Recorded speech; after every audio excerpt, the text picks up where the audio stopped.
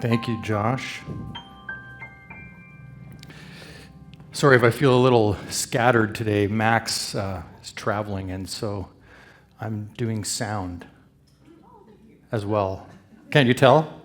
Right? I'm got all the dials here. So I'm just a little bit like stressed on that. You know, the anxiety goes up when you have multitask. Anybody here multitask? Yeah. How's that work out? Feels good, doesn't it, huh? Speaking of which, I'm gonna run over here and just turn my mic down a little.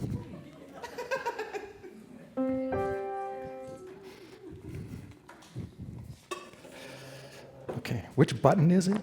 This is the behind scenes. This is At Unity. This is what I went to ministry school for. Chairs and tables, right? And audio mixing. That's really, and setting up tech and doing slideshows. Everything else was just a throw-in, but those were the key focuses of ministerial school. So I don't know if you all recall, those that were here or that watched online, the last service I left off with a lyric from a Rush song, that the measure of a life is a measure of love and respect, a garden to nurture and protect. And I kind of want to roll that into today, that this idea of will and faith and living our faith out loud is really the seeds that we plant. And then the garden, the world can see the garden that we are actually growing and nurturing. Although we may think we show up in a certain way, people can see who we are by what's around us, the type of people we have in our lives, the way we react, the way we respond to things. And one of the great things I've learned from Unity in going, starting to come to Unity and going through the ministerial process was just how important it was to be a gardener of my thoughts and my words and my feelings, and to really focus, make that the focus of my energy in my life, that if I do that, if I work on that really well, then what shows up outside of me, living from the inside out, what actually gets projected in the world around me and I attract into my life should match the work that I'm doing within myself. Does anybody have that same agreement? Does that feel like a truth? Right? That how we truly are inside, the way we respond, that is what begins to show up in our lives. And so yesterday I had the pleasure of attending a celebration of life for Jack Harvey. And Jack was very fond of Unity teachings and was very fond of A Course in Miracles. And if I were to put my one takeaway of Jack's impression on people, it was amazing. Because when anybody ever asked him how he was doing, his response was, amazing, right? That's just how he lived. And he cultivated and nurtured that expression inside and then projected that to the world. And so people came to know him as amazing. Just a happy guy, willing to serve, willing to be a part of your life, willing to have a conversation and respond from a place of love and appreciation. And when you put those seeds in the ground internally and nurture them and water them and care for them, that's what we can expect outside in the world. And one of the lyrics from that Rush song that I shared earlier was, "It's so hard to earn and so easily burned." Right? We can really make a mess of things, can't we? Right? That's why we need to constantly be in a state of practice, of practicing our Unity principles, our truth, and what we've come to know in Unity, the word, anybody familiar with the word demonstration? Right? That we are a demonstration. And so if we think of the Unity's 5 principles, God is, I am, I think, I affirm, and I act, really, principle 5 is that demonstration into the world, being a demonstration of all the things that you are nurturing inside of you. And I can think back to days when I had some addictions in my life, and what I was actually nurturing in the world was the opportunity to feed those addictions.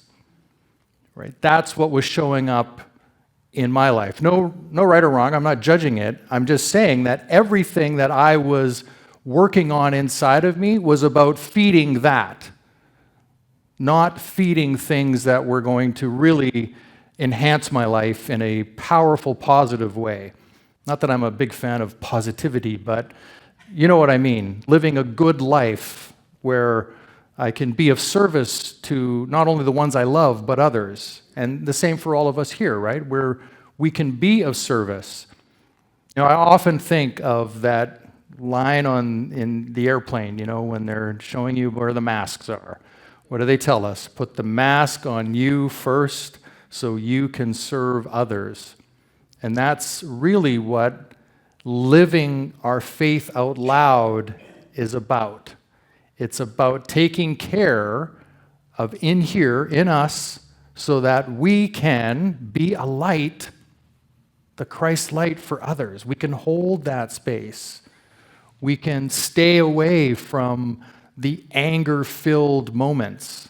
We can talk ourselves off that ledge of madness that we might experience from time to time. I know it's nobody here. It's just me that experiences that. That's why I get to have the microphone, so I can just confess to all of you.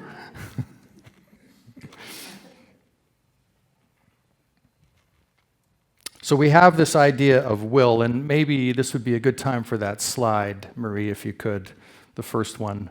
Yeah, so these are our seeds of demonstration in the world. So we plant the seeds, and we can think of that as will, of turning inward, using will to really, what's the word I'm looking for? No, thank you. It's a good word, but it's not the word. Create the words. Really choose the words and the feelings that we're going to focus on. Right? We can use will to be, no, this is my intention. This is the thing I'm going to work on. These are the seeds that I can plant. Right? And then through faith, we have the growth. Right? Faith is actually us projecting that into the world in the form of growth. And then we have demonstration, which you could consider the harvest. And so you can go to the next slide. I think I've got some more. Yeah. So seed is every word, thought, and choice that we plant in the soil of spirit. Right? That's our energy. That's our spirit. That's who we are. And then growth is faith is the unseen power nurturing that seed. Right? Have you ever had to just be like, no, I'm not going to do it that way. I'm going to stick with what I believe to be true. You ever had those moments? Yeah. And don't they feel right? That this is what I need to do? Not in an anger moment, not in I need to show somebody else, but just when you're in those moments where I just need to be true to myself. That's what I'm talking about. That is that faith that we can nurture. And then demonstration is the visible fruit that we show up in the world with, the love and the abundance, the stuff that we really want to bring to the world. And that's what I would call the harvesting, right? We get to harvest all the work that we've done. And so in this, if we continue with this garden metaphor, we have different types of leaders in the world. We have different types of leaders in our community. We have, in our own families, we probably have different people that show up in different ways, doing different things, offering different attributes and skills to our gatherings. And so you can see some that lead by the planting, some that lead by watering, some that lead by tending to the weeds. I know in my family of 6 kids, and, I don't know, there's 19 grandkids now, I think, and 12 great-grandkids if my parents were still here. Like, there's a lot. And so I know in my family there are those that tend to the weeds. There are those that maybe create some weeds. Anybody have some of the... I could be one of them. I don't know. Right? But then we have those that want to get everybody together. Like, if we could just... they want to water those seeds. Let's all get together and, forgive one another for all of those things that may have happened, right? We can see that dynamic in communities. We can see that dynamic here at Unity. There's those that have different skill sets that they can bring to the table and show up in ways, and that's what builds a community, and that's what fosters a garden, and that's what has our lives grow and move forward in a way that we can feel connected. So we can think of everything we speak, think, and do as a seed planted. And I know that as I've spent the last 69 days doing a prosperity program with the board of Unity Canada on a WhatsApp thread, I've also decided to journal a whole lot around this, and I'm just fascinated at what's coming up as I push myself to stick to it, to show up every morning, get out of bed, do that work that I agreed to do with these people. So yeah, I'll do that every day, and I'll post something on WhatsApp, and I'll journal on that every single day. And it takes something to do that, right? It actually takes something to do that. But what I've noticed is how, I think I shared a few months ago that I was in a much different place than when I think back to when I started at Unity. I was doing things in a very intentional manner, and I think as I went through ministry, it kind of sloughed off a little, where things just became routine, and maybe there wasn't the depth of really looking at myself and really understanding. And we can fall into that, right? Where it's just, I got to meditate. Okay, that was done. Great. Check the box, right? I should pray. Right. Okay, done. Check the box, right? Like, we can do that. And I'm not judging it. It's just, I think there's a scripture about that, right? Of just getting... When Jesus, here how it is. When Jesus gave us the Lord's Prayer, he didn't say to pray it every day. He said, pray like this.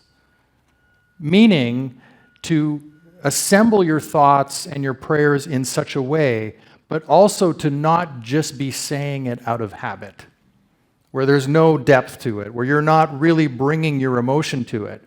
And if you've done any research on internet about prosperity practices, there's lots of people out there that have a lot to say about it. But one of the truths that I think really rings true to me is that when the two become one, our thoughts and our feelings become one, that's when we truly create. That's when we can demonstrate in the world that we really want.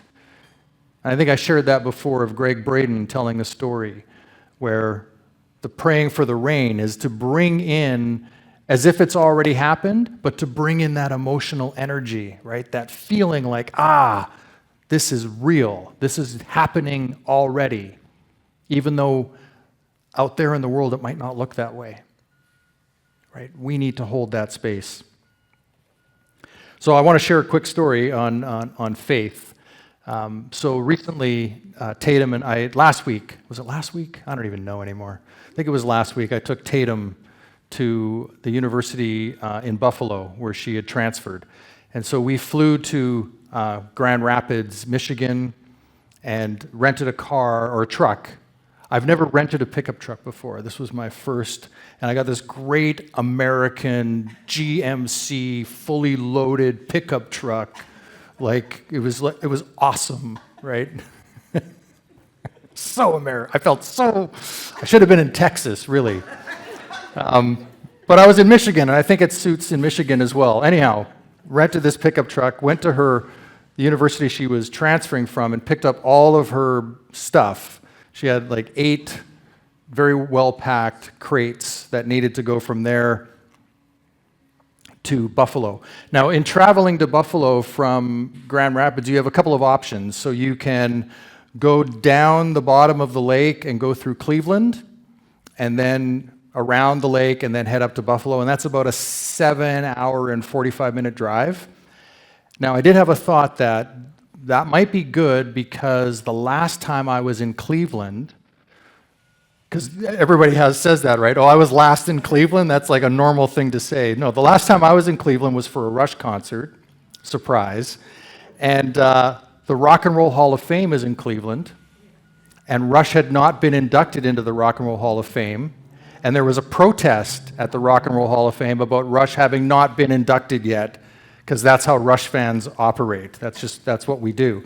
So I thought, well, they're now in the Rock and Roll Hall of Fame. We could make a pit stop in Cleveland. That would be awesome. And then I thought, well, we don't really have the time. But anyhow, it was in my mind that was a possibility. The other way to go is back up through Canada and across through London and St. Catharines down at the bottom, and then back through Niagara. And that's about 2.5 hours less driving. However, that meant we would have crossed the border at the airport into the US, flown to Grand Rapids, rented a truck, put a bunch of stuff in the truck, drove back into Canada, and then tried to get back into the US in Niagara, which, see, I can see the expression on people's faces. It's like, why would you do that? So, when I had left Vancouver, we had all agreed in the family that we would drive out of fear. I'm going to name it. The fear was there would just be problems if we did it that way, so we should be afraid and then just go the longer route through Cleveland. But we rented the truck, and Tatum and I were driving along, and we had some Starbucks coffees as we were driving. And I said, how do you feel about this? It would be better if we could get to Buffalo before 5 o'clock. If we go the bottom way, that's not going to happen because we have to move her into her new dorm. Or we can go back up through Canada, but you know how we're all afraid of that.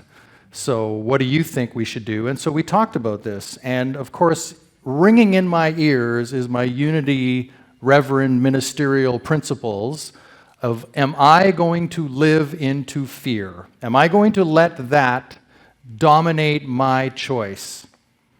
And I decided, no! We are not going to do that. And Tatum she used a different H word. Heck no! We're going back through Canada. It's going to be fine. Because why wouldn't it be? Everything was in order. Her visa's in order. We're not doing anything wrong. Why wouldn't it be okay? We've crossed the border hundreds of times with no problems. Why would this one be a problem? So we went through Canada. Never been that way before, so that was kind of exciting. I'd never crossed, I think it's called the Blue Bridge. Little side note, we ate at Cracker Barrel. Has anybody ever eaten at Cracker Barrel? Okay, it's all brown food. They don't sell any green food there.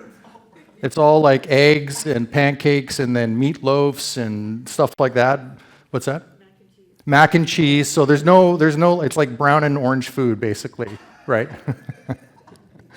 And so Tatum and I had been on many of these road trips, and we've passed all of these Cracker Barrels along the way. They're everywhere, and they've got the signs that are 50 feet tall so you can see them from the freeways in the US. And so this trip we decided we're going to hit a Cracker Barrel this time. We hadn't done it yet.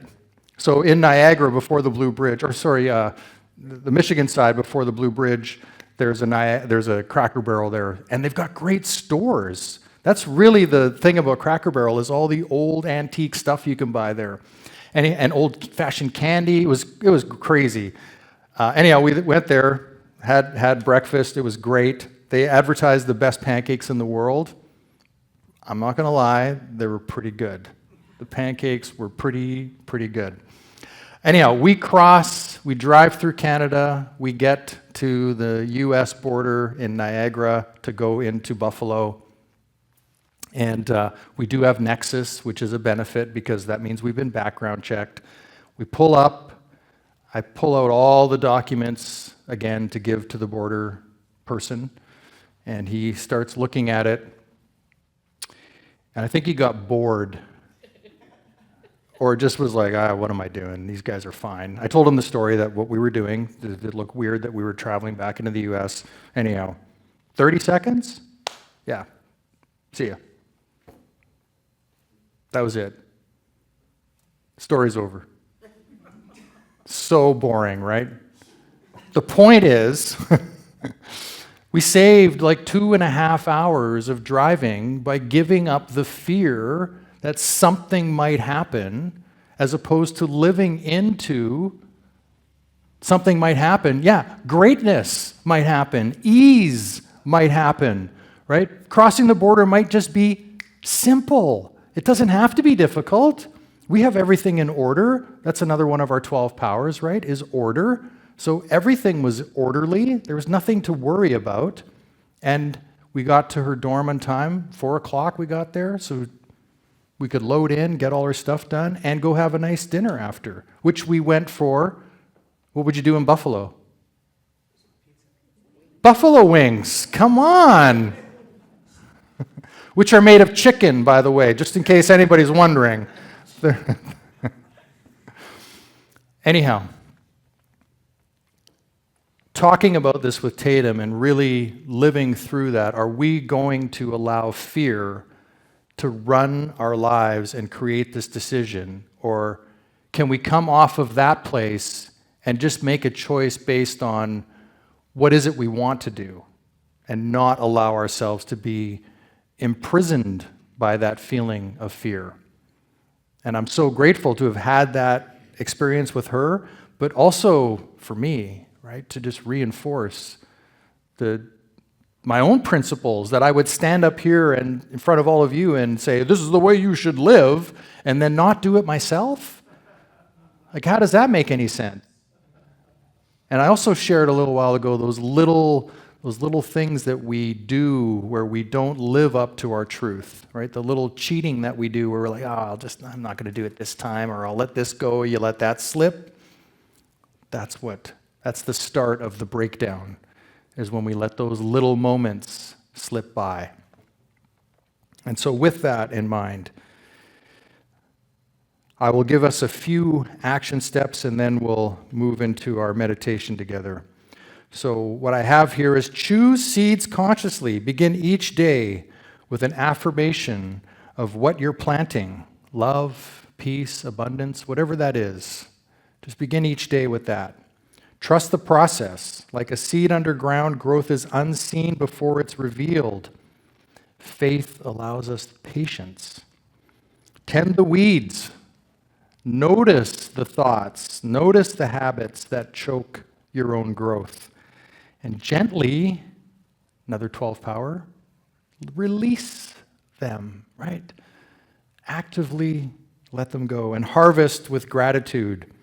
Have a gratitude practice daily, if you can, even if it's just one thing a day to be grateful for. Find something to be grateful for. Celebrate every sign of love, healing, and wholeness in your life and community.